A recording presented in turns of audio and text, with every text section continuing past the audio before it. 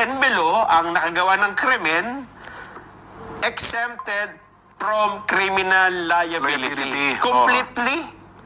They cannot be charged in a regular criminal court regardless of the severity of or brutality of the crime. Yun, namantakin mo Ay, yan. pinakamatindi. Ilang taon yung 14, 15, diba? 14 years old, tsaka isa 15 years old. Pasok sila rito, kaya alam nila eh. Ibig sabihin, nire-research nila. Walang pananagutang kriminal, walang criminal 15 years liability. old and below, completely exempt. Pagka above 15 but below 18, exempt from criminal liability unless it is proven they acted with discernment. Ibig sabihin, alam nila yung ginagawa nila. Katulad ditong dalawang nag-uusap. Alam nila yung ginagawa nila, Alam di ba? nila, Ang problema, pumapasok sila dun sa bracket na 15 years old and below. Paano mo naman... Di ba? Pero Paano mo? ang mangyayari lang ata dyan, pwede silang, hindi ka na ikukulong, kundi sa isang facility. Yes. Like DSWD. O sa bantay, sa Bahay Kalinga. Bahay Kalinga, Bahay yun, Kalinga, ikukulong dun sila para i-rehabilitate. At pagkatapos na sila ay maging 18 na, titingnan kung sila ba ay nagbago na o hindi. Pero kung nagbago na, mawawala na yung kaso.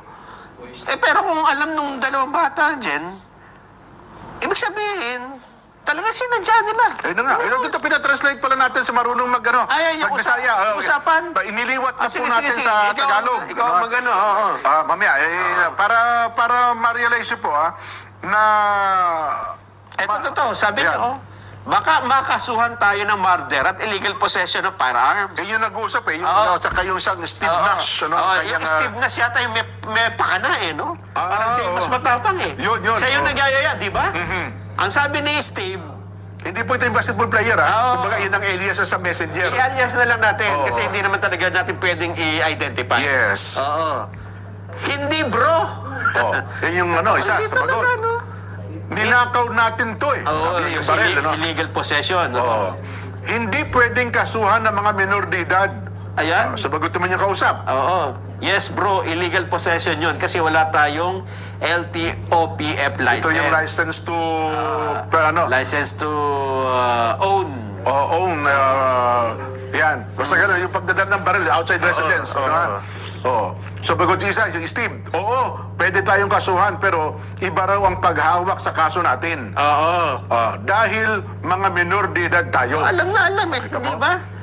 Yun Next usapan sabi, hindi bro, juvenile ang kahaharapin natin. May selda, tapos may eskwelahan, pagtuturo at iba pang mga programa. Bakit ito? Pati mga programa, alam nila. Ibang batas dito sa atin, bro. Yes, bro, pero makakapatay naman tayo. Ha. Kita mo tumawa pa Sumagot yung mga isa, yung Steve. Ha. Nagtatawa na sila May kasong murder tapos may baril pa tayo, illegal possession of firearms. Mantakin mo yan? Alam nila yung mga kaso yun. Kaya lang, ipinipilit nung isa, may kaso tayo, pero doon tayo dadalhin sa may paaralan, para lang tayong nag-aaral. So talagang lumakas ang loob nila dahil doon sa provision ng batas na yan. Hindi, sa halip dyan na makatulong yung batas, na-encourage pa. Tama. Ginamit pa nilang kaparaanan yun, dahilan. Ay, wako nga parang wala pang sagot ata yung may akda ng batas na ito Hindi, pinipilit niya na... Pwede naman daw ikulong. Gano'n na nga. Kaya lang, alam ng mga bata na hindi totoong kulungan yun. Hindi totoo. Parang rehabilitation area nga lang yun Doon lang sila pansamantalang ikukulong. Kaya ang estimate nila, baka daw at the age of 20, 21, laya na rin sila, makakalabas na rin daw. Di ba? May halos katulad na pinagtatalo ng batas yan sa Amerika dyan Yung pagka daw nagnakaw ka ng may amount lang Okay. Nasa $100 yata o something Hindi ka pwedeng kasuhan. Ganon. Kaya may limit. Kaya kapag hindi ka pwedeng kasuhan sa korte. Kung $100 pa ba? Hindi ko alam kung ano yung talagang threshold pero may ganung limit. Kaya doon, panay ang nakaw ng mga homeless. Yun ang reklamo sa akin doon ng mga tao. Dito naman, mas matindi. Kasi itong mga bata, alam na hindi sila makakulong gumagawa naman ng krimen, di ba? Oho. At Oo. meron pa? Ito naman yung tagpo na kukunin na yung baril. Okay, yung eksena number 2, scene 2. Ano sabi? Ito, yung Steve yung Steve na sabi, yo bro, maghanda ka lang. Dito ako matutulog kina tita. Yung may-ari ng baril. Yung pulis woman. Kaya pala niya nakuha. Ano sabi? Bakit daw siya matutulog dyan? Baka iwan lang niya yung baril sa kwarto. Yun na nga. Diba? Ha ha ha ha. Tapos sabay tawa. Sige bro. Ha ha ha ha. Yan. Ayan. Nung gabi na ng linggo, ano sabi ni Steve? Matindi bro. Yan. Bro, tuloy ba? Naisip ko lang, kapag nahuli tayo at nailagay sa juvenile, yun ang kulungan ng minor de edad, pwede tayong sumali at magbago doon. Ayun, yung sinasabi ko kanina. Sabagot na naman, scene 3. Scene 3 naman yan. Usapan number 3. Ayan. Pwede nila tayong pakawalan sa edad na 18 to 21. So alam nila, no? Kasi nga pag nagbago ka, sa madali nang mag-research eh. Totoo. So nabasa niya talaga. Yun. Kung talagang nagbago tayo sa loob.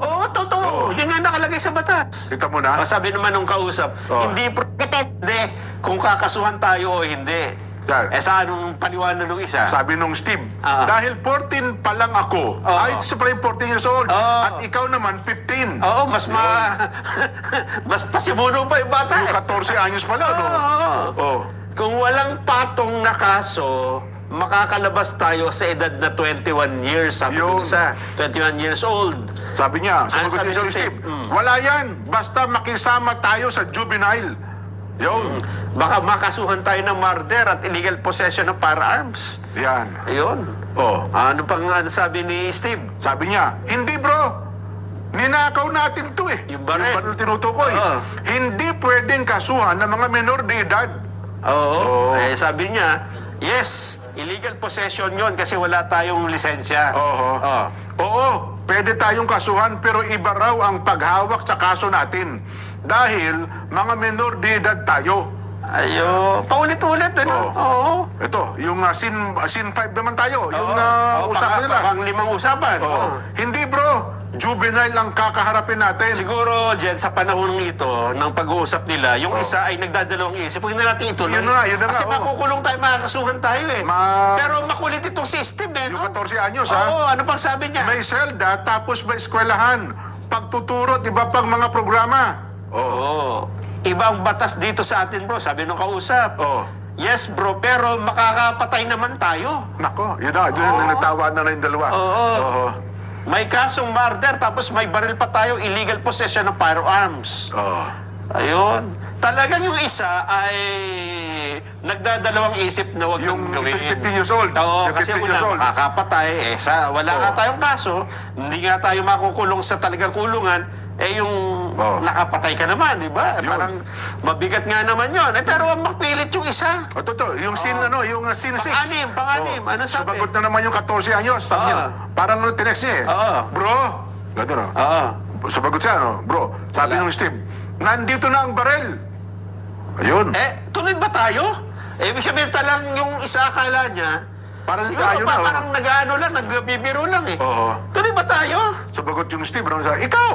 Parang may question mark. Sabi Ikaw. naman ng kausap, yung baril ko bro, binawi na kagabi pa. Ano sabi? Yung revolver, sumagot siya. Yung tinatanong niya yung kausap niya, yung revolver. Pero kung tutuloy ka, sige, isang baril na lang ang gagamitin natin. Sumagot ulit yung 14 anyos, sabi niya, ayaw ko bro, dapat dalawa yung baril. Ayun. Tapos yung pang-pitong usapan, siguro may lumipas na panahon, nandito ang revolver, bro, pero nandito si mama. Ayun. I-keep safe mo, bro. Dinala ko na to. Naku po. Ayun, yung baril naman, yung galing Sabi sa rin pulis. siya, dadalhin mo ba ang baril, bro? Oo, dinala ko yung revolver. Ayun. Sabi ng kausap, teka bro, Yan, may medyo mura yan. hahanap ako ng paraan. Ayaw kung Yan. paano niya makukuha. Sabi nung, sige, chat ka mga 7 a.m. kung nadala mo. Linggo ng gabi to, no? Yan, Bro, tapos may iyak-iyak na emoji. Ayan. Tapos, yung napabuo pala, naman. madadala ko. Oh, so Yun. talaga kunyari, hindi niya madadala kasi may iyak-iyak. Oo. Pero sabi niya, madadala ko. Kaya sabi nung Steve, yung 14 anyos, ayos boy, sabi mo, kaya mong dalhin. Oo. Baka mahalata ako nito kapag ibinalik ko. Aha. Yun. Yan. Naku po, dinala ko na. Kaya lang, handa na ako, pero makikita Kapag sinukbit. kapag Yun. sinukbit ko kasi walang bulsa. Ayun. Makikita daw yung baril. Oo. Sumagot tuloy yung 14 anyos, sabi niya, siguraduhin mong madala mo. Mag-distract muna. Tapos, isingit, itago mo. Ayan. Sabi niya, ligtas na, nandito na bro. Ha, ha, ha, ha. Yun. So naitakas niya yung baril. Sumagot niya, tara boy! Ayun na. Oo. Let's go! Ayan, sabi niya, Sabi niya, magpapalit. magpalit ako. Oo. Bro, mas maganda? Ngayon na ba o bukas? Ba? Ha, ha, ha. Sabi nung kausap, ngayon na bro, magkita tayo doon. Yun. Pagtatawanan pa silang dalawa. Oo. Game! Yun. Huwag pa-late. On the way na raw sila. Oo. Binayaran ko na para sunduin ako ng maaga. Yun. Papatayin ko rin ito. Sino? Yung nagsundo sa kanya? Oo, matindi Grabe. talaga ito. No? Nagutog, tatawanan yung dalawa, no? O, kausap, ayan, yung isang kausap niya. Motor na lang ang hinihintay ko. Ayun, Oo. paparating na ako. Kaya talaga nag-usap sila pagpunta sa eskwelahan, no? O, mag-isip ka na lang ako, no? Mag-skip Mag-skip ng na klase. lang ako ng klase. Hindi na papasok. Hindi na, oo. Mamamaril na lang talaga. Tapos sabi nung kausap, nakasakay na ako. Nasa motor na. Oo. Dalian mo, boy! Ayun. Talaga naman. Bro, let's go. Let's go mo. Tara na. Sabi niya, tara na. Oo. Yung let's go mo. Oo. Oo, tapos sige, ayun. Ayun. 50-50. Pusil. Yung pusil, baril yun eh. Oo. Tagalog, ayan, 50-50 ang baril ko. Ayun. 50-50 ang baril ko. Ano yung sabihin nun? Alanganin yata. Oo. Kung maisusukbit, madadala ko. Ayun. Ayun. Hanggang sa...